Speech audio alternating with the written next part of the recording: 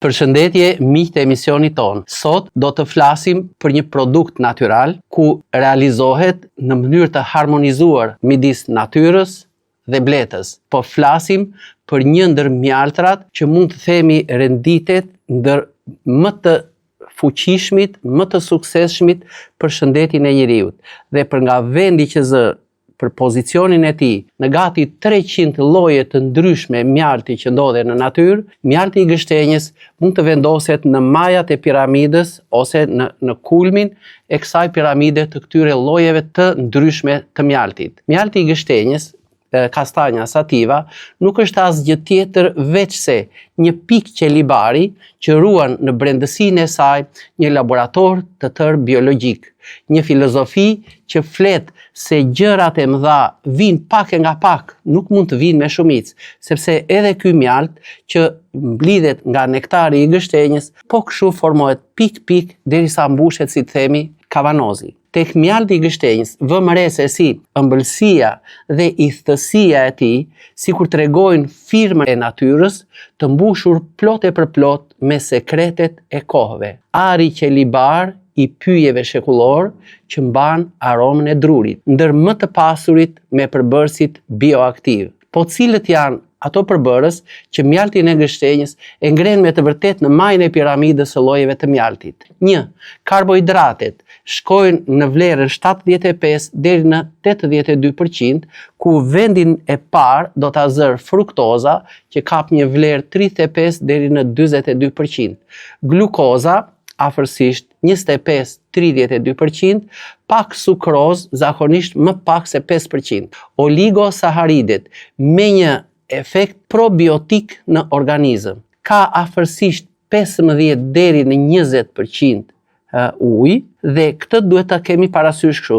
Nëse ky ka afërsisht 13, 14, 15%, mjalti është tamam i pjekur, si thot ai Bletërici, dhe nuk thartohet asnjëherë.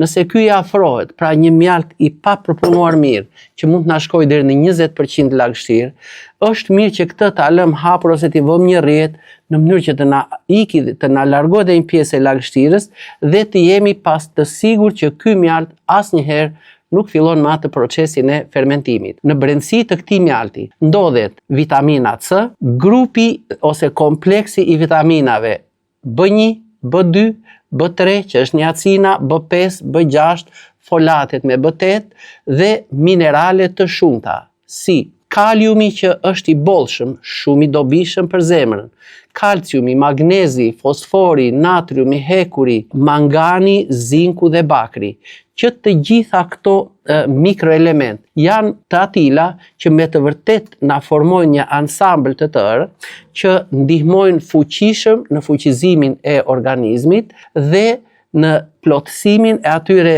parametrave të mineraleve, sidomos të kaliumit, kalciumit, të hekurit që është shumë i dobishëm dhe i domosdoshëm për njerëzit që kanë anemi. Aminoacidet, le të themi, prolina është i bollshëm në mjalt, arginina, alanina, femlanina, leucina, izoleucina, valina, tirozina e të tjera. Që të gjitha këto, së bashku me enzimat, janë të prodhuara nga nektari, ku ndër enzimat mund të themi invertaza dhe diastaza ose amilaza bashkë me glukozën. Këto të dy grupimet e fundit janë të atilla që nëse neve do ta trajtojmë mjaltin në ujë të nxehtë, fillojnë që këto aminoacide të më shkatërrohen.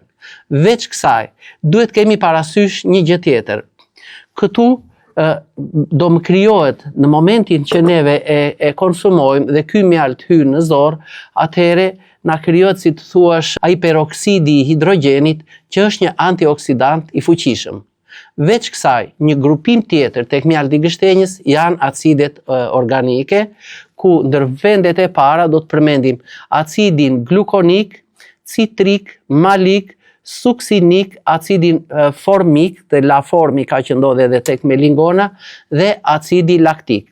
Nëse do ta shikojmë, kjo na jep një djegje që do të thotë këto acide që ndodhen në brendësi të këtij mjalti i japin këtij produkti një pH nga 3.5 deri në 5.5%. Prandaj mjalti ka atë athësirën e tij dhe një shije si limon në gojë, fal këtyre përbërësve acide organike që janë shumë të dobishme për organizmin. Një grupim tjetër janë përbërësit fenolik, të pasur me antioksidante të shumtë dhe sidomos acidi kafeik, galik, ferulik, kumarik, quercitina, kamferoli e të tjera.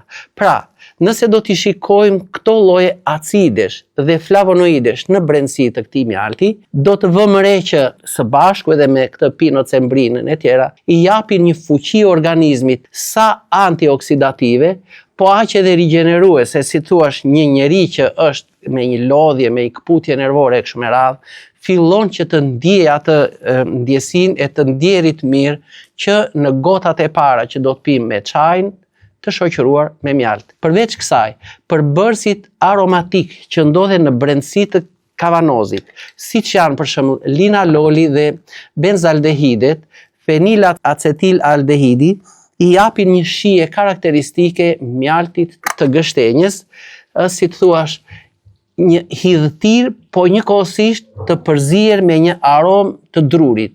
Pra, kjo është aroma e fort karakteristike e mjaltit të gështenjës.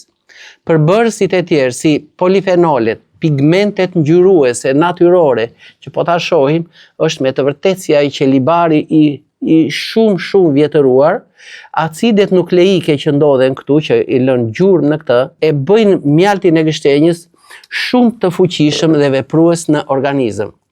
Po nëse ne konsumojmë afërsisht, le të themi 30, 40, 50 gram mjalti në ditë, çfarë do të marrim? Pra, le të themi, në 100 gram mjalt, ne marrim energji afërsisht 300-320 kilokalori. Mbajeni mend, në qoftë se neve do të mblidhim ato sheqernat, pra karbohidratet që në fillim ishte pra 35 deri në 45, 25, 5 e kështu me radhë, ato kalonin nga 80 deri në 82 gram.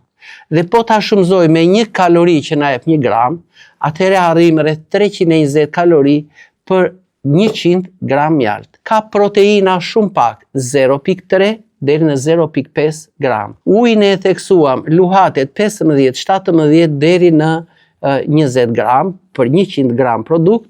Kaliumi është një mikroelement shumë i rëndësishëm dhe këtu mund të themi ajo arrin nga 150 deri në 400 mg për 100 gram.